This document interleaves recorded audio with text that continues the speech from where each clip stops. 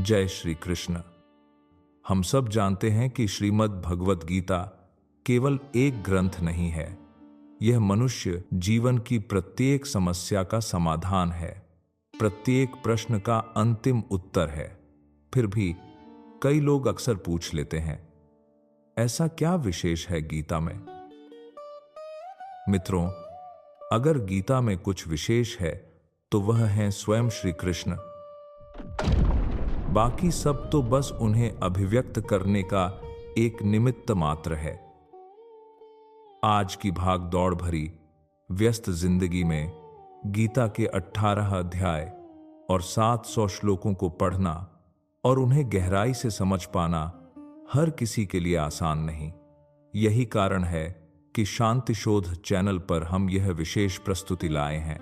आज के इस बेहद ही खास वीडियो में हम सुनेंगे भगवान श्री कृष्ण के वे अमर उपदेश जो न केवल अर्जुन के लिए थे बल्कि इस युग के हर मानव के लिए हैं, जिन्हें समझ लेने के बाद जीवन की कोई भी उलझन आपको विचलित नहीं कर पाएगी। आप किसी भी आयु वर्ग के हों, आपके करियर, रिश्ते या जीवन के किसी भी मोड़ पर खड़ी हर समस्या का समाधान आज आपको इस आसान भाषा में समझाया जाएगा। कहा जाता है कि जिस घर में भगवत गीता का पाठ हर रोज पढ़ा या सुना जाता है, उस घर में भगवान श्री कृष्ण स्वयं निवास करते हैं। अगर आप भगवत गीता के इस अमूल्य ज्ञान का लाभ अधिक से अधिक लेना चाहते हैं तो इस गीता सार को पूरा अंत तक सुने और हाँ, प्रयास करें कि इन विचारों को आप हर रोज सुबह, अपने दिन की शुरुआत में और रात में सोने से पहले जरूर सुने, क्योंकि श्रीमद् भगवत गीता ही वह एकमात्र ग्रंथ है जो मनुष्य को जीने का सही तरीका बताती है। मित्रों, आज का समय भागदौड़, तनाव और अस्थिरता से भरा है। हर कोई सुख चाहता है पर शांति नहीं मिलती। हर कोई सफलता चाहता है पर संतोष नहीं मिलता, क्योंकि हमने बाहरी जगत को जीतने की कोशिश की पर अपने भीतर के संसार को कभी समझने की कोशिश नहीं की। और यही वह क्षण है जहां श्रीमद् भगवत गीता हमें थाम लेती है। जैसे मां अपने बच्चे को तूफान से बचाती है, कृष्ण के शब्द आज भी उतने ही जीवंत हैं जितने कुरुक्षेत्र में थे जब युद्ध प्रारंभ होने वाला था। अर्जुन का मन भय से कांप उठा। तब भगवान श्री कृष्ण ने मुस्कुराकर कहा, हे अर्जुन, जिस भविष्य की चिंता तुम कर रहे हो वह तुम्हारे नियंत्रण में कभी था ही नहीं। जो बीत गया वह भी तुम्हारे बस में नहीं था और जो होगा वह भी तुम्हारी इच्छा से नहीं, मेरे विधान से होगा। कृष्ण ने समझाया, मनुष्य सोचता है कि वह सब नियंत्रित कर रहा है, परंतु वह तो केवल एक माध्यम है। जैसे नदियां समुद्र तक बहती हैं, वैसे ही हर घटना अपने नियत मार्ग से होती है। तुम केवल अपना कर्तव्य निभाओ, परिणाम मुझ पर छोड़ दो। फिर कृष्ण कहते हैं, भविष्य का भय उस मनुष्य को सताता है जो वर्तमान को छोड़ देता है। जो वर्तमान में स्थित है उसे न अतीत दुखी करता है न भविष्य भयभीत करता है। यह सुनकर अर्जुन शांत हो गया। उसने जाना कि भय का कारण नियंत्रण की लालसा है। जब हम यह स्वीकार कर लेते हैं कि सब कुछ ईश्वर के हाथ में है तो भय मिट जाता है। भगवान श्री कृष्ण कहते हैं, हे अर्जुन, जब जब धर्म की हानि और अधर्म की वृद्धि होती है तब मैं पृथ्वी पर अवतरित होता हूं। धर्म का अर्थ यहां केवल पूजा या कर्मकांड नहीं है बल्कि जीवन के संतुलन की रक्षा करना है। जब मनुष्य लोभ, क्रोध, मोह में फंसकर अपने कर्तव्यों को भूल जाता है, तब ईश्वर उसे याद दिलाने आते हैं कि तुम योद्धा हो, पर लड़ाई बाहर की नहीं, भीतर की है। आज हम सब उसी भीतर की लड़ाई के योद्धा हैं। हमारा कुरुक्षेत्र है हमारा मन, हमारा दुर्योधन है अहंकार, हमारा अर्जुन है विवेक और कृष्ण वही हैं जो हमें सत्य दिखाते हैं जब हम अपने निर्णयों में डगमगा जाते हैं। कृष्ण कहते हैं, मैं सब प्राणियों के हृदय में स्थित हूं। मैं ही सबका आदि, मध्य और अंत हूं। जब मनुष्य यह जान लेता है कि ईश्वर उसके भीतर है, तब वह किसी बाहरी सहारे की तलाश नहीं करता। वह समझ जाता है कि जो खोज मैं बाहर कर रहा हूं, वह तो मेरे भीतर ही है। यही आत्मज्ञान की शुरुआत है। भगवान श्री कृष्ण कहते हैं, यह संसार मेरी माया है। मैं ही इसका निर्माण करता हूं, मैं ही इसका पालन करता हूं और मैं ही इसका संहार भी करता हूं। सोचिए, जब सारी सृष्टि उसी के नियंत्रण में है, तो फिर चिंता किस बात की? हम बस एक माध्यम हैं, एक पात्र जिसके द्वारा वह लीला खेल रहा है। जो इस सत्य को जान लेता है, वह हर परिस्थिति में शांत रहता है, क्योंकि उसे मालूम है, मैं नहीं कर रहा, वह करवा रहा है। यही भाव जब भीतर आता है, तो मनुष्य विनम्र हो जाता है, और विनम्रता ही सच्ची शक्ति है। कृष्ण हमें सिखाते हैं, हे अर्जुन, जो मनुष्य न कभी हर्षित होता है, न किसी से द्वेष करता है, न शोक करता है, न कामना करता है, वही मुझे प्रिय है, क्योंकि उसका मन स्थिर है। स्थिर मन वही है जहां शांति का जन्म होता है। चंचल मन वही है जहां दुख की जड़ बसती है। कृष्ण कहते हैं, मनुष्य का मन वायु के समान चंचल है, पर अभ्यास और वैराग्य से इसे वश में किया जा सकता है। यह वाक्य जितना गहरा है, उतना ही व्यावहारिक भी है।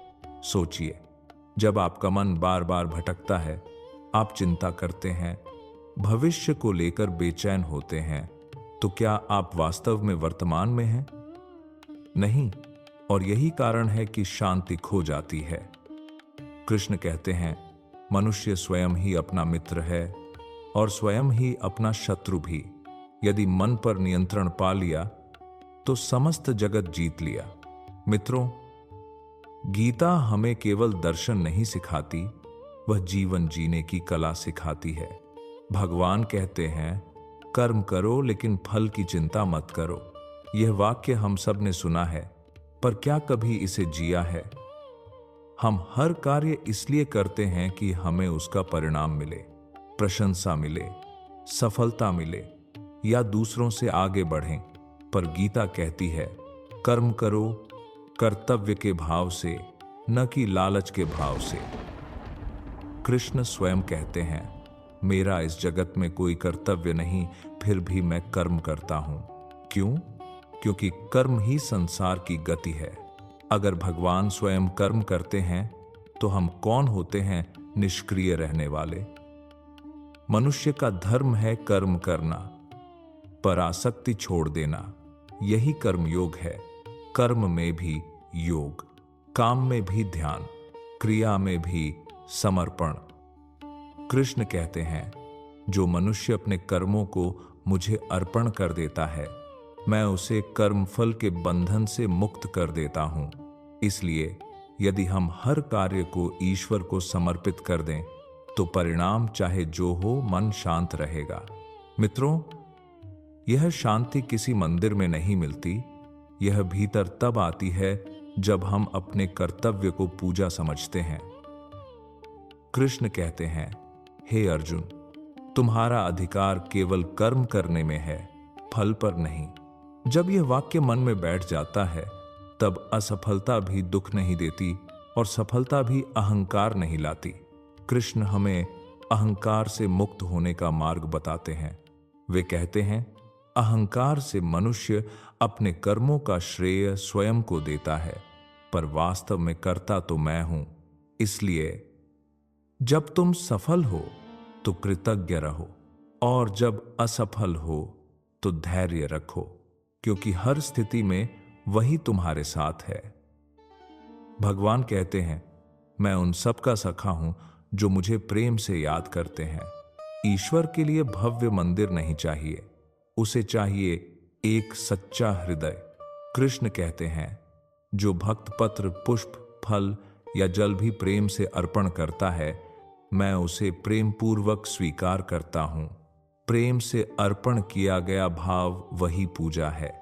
मित्रों, जब अर्जुन युद्ध भूमि में खड़ा था, वह भ्रमित था, जैसे हम सब कभी कभी जीवन में हो जाते हैं। उसके मन में प्रश्न था, क्या यह सही है?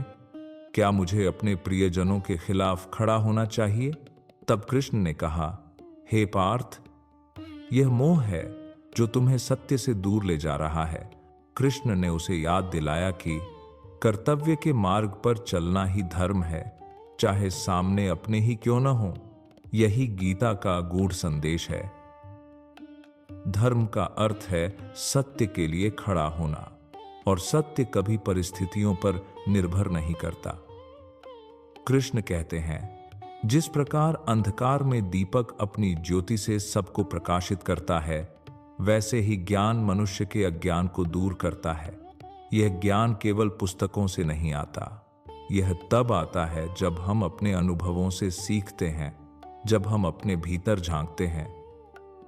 कृष्ण कहते हैं, जो मनुष्य स्वयं को जान लेता है वह मुझे जान लेता है, यानी आत्मज्ञान ही परम ज्ञान है।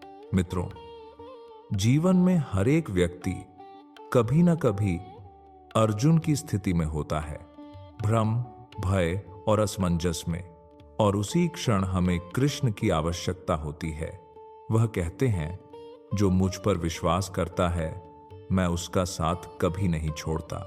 विश्वास ही वह दीपक है जो अंधेरे समय में जलता है। कृष्ण आगे कहते हैं, जो मनुष्य दुख में विचलित नहीं होता, सुख में अहंकारी नहीं होता और हर स्थिति में स्थिर रहता है, वही सच्चा योगी है। यही स्थिरता ही जीवन का सबसे बड़ा वरदान है। आज का मनुष्य बहुत कुछ जानता है, पर स्वयं को नहीं जानता, और जो स्वयं को नहीं जानता वह संसार का सबसे बड़ा अज्ञानी है। कृष्ण कहते हैं, हे अर्जुन, जब तुम अपने अंतर में झांकोगे तो तुम्हें तुम्हारी आत्मा में मेरा ही प्रकाश मिलेगा। यही आत्मा जो न जन्म लेती है न मरती है, जिसे कोई शस्त्र काट नहीं सकता, अग्नि जला नहीं सकती, जल भिगो नहीं सकता, वायु सूखा नहीं सकती। यही शाश्वत सत्य है कि हम शरीर नहीं, आत्मा है। मित्रों, जब यह अनुभूति हो जाती है तो फिर भय, दुख, क्रोध सब मिट जाते हैं। भगवान श्री कृष्ण कहते हैं, जो आत्मा को जान लेता है वह जन्म मरण के बंधन से मुक्त हो जाता है। यही है मुक्ति का मार्ग, और यह यात्रा बाहर नहीं भीतर होती है। मित्रों, यही आत्मबोध, यही कर्मबोध, यही जीवन बोध गीता का सार है। मित्रों, अभी तक हमने सुना कि किस प्रकार भगवान श्री कृष्ण ने अर्जुन को आत्मा, मन और सत्य का ज्ञान दिया। अब हम प्रवेश करते हैं उस भाग में जहां कृष्ण कर्म, भक्ति और मोक्ष का मार्ग प्रकट करते हैं। आगे श्री कृष्ण कर्म योग के बारे में बताते हैं।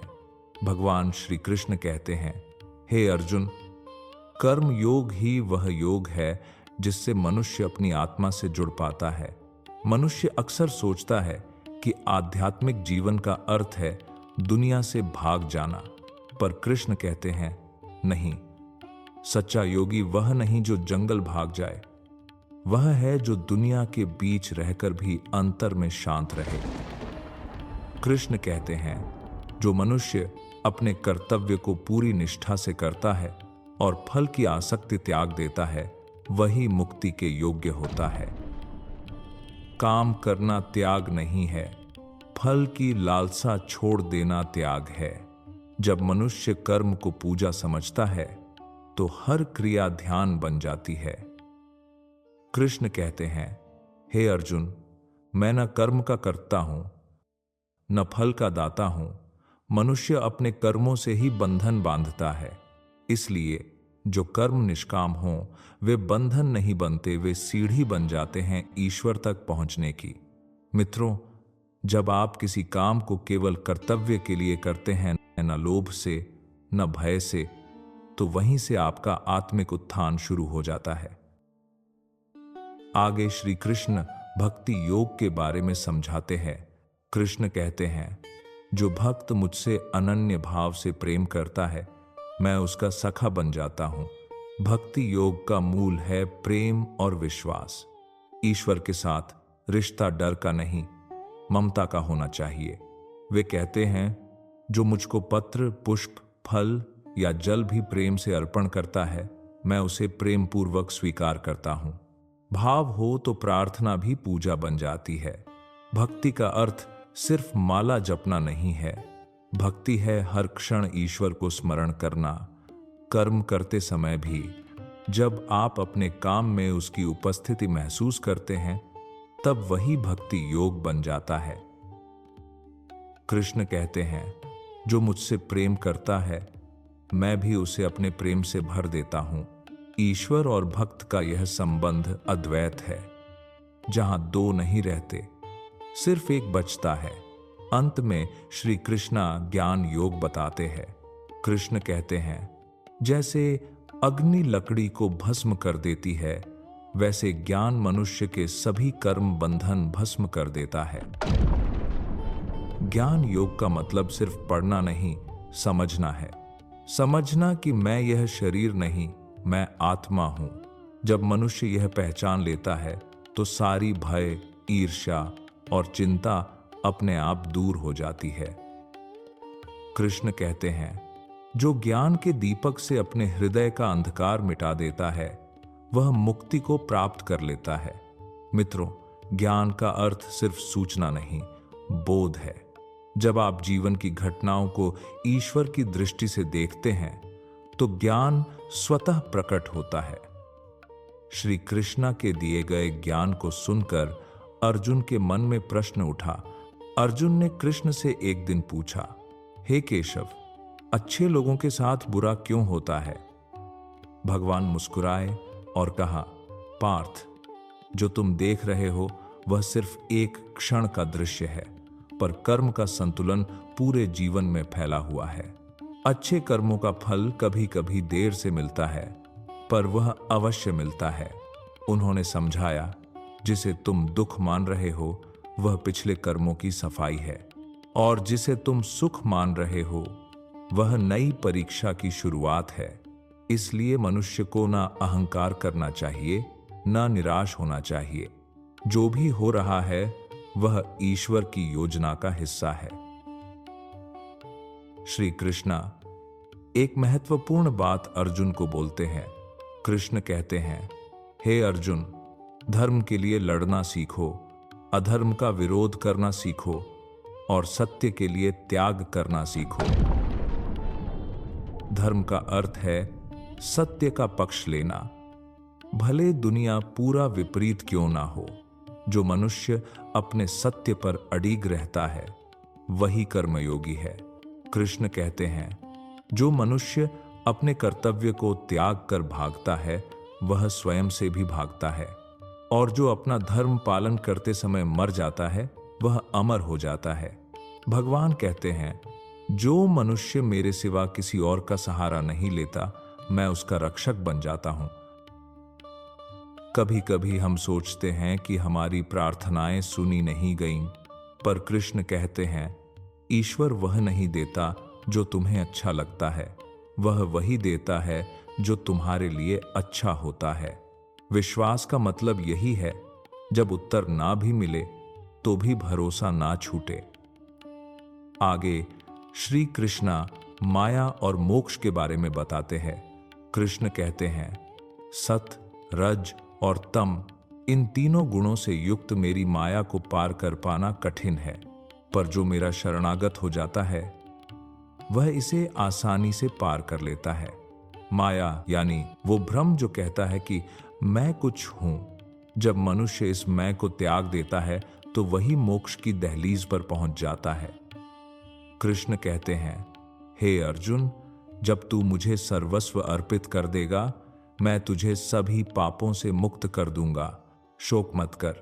मोक्ष किसी दूर लोक में नहीं, मोक्ष वह शांति है जो अभी और यहीं संभव है, जब मन निर्मल हो जाए। आगे श्री कृष्णा जीवन का सार बताते हैं। भगवान कहते हैं, जो बीता उसका शोक मत करो, जो आने वाला है उसकी चिंता मत करो, वर्तमान में स्थिर रहो, यही सच्चा जीवन है। यह वर्तमान ही आपका सबसे मूल्यवान धन है। जो एक बार चला गया वह फिर पूरी दुनिया की संपत्ति से भी वापस नहीं मिल सकता। कृष्ण कहते हैं, जो मनुष्य सुख दुख को समान समझता है वह ही मोक्ष का अधिकार रखता है। श्री कृष्णा बताते हैं कि शांति की प्राप्ति कैसे होगी।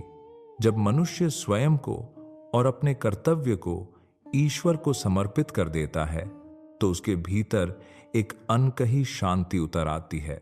वह जान लेता है कि सारा जगत केवल लीला है और वह साक्षी मात्र है। कृष्ण कहते हैं, जो मनुष्य अपने मन, इंद्रियों और अहंकार पर विजय पा लेता है वह परम शांति को प्राप्त हो जाता है। प्रिय श्रोताओं, यदि आपने श्रीमद् भगवद गीता का यह सार शांति से सुना और समझा तो आज आपके मन में भी वो दीपक जला होगा जो कभी बुझ नहीं सकता। भगवान श्री कृष्ण आपके जीवन में सदैव प्रकाश भरें, आपके कर्म आपको उन्नति की ओर ले जाएं और आपका मन सदा शांत रहे। हमसे जुड़े रहिए शांति शोध के साथ, जहां हम ज्ञान, शांति और आत्मबोध की इस पवित्र यात्रा को आगे बढ़ाते रहेंगे। जय श्री कृष्ण, जय श्री राधे।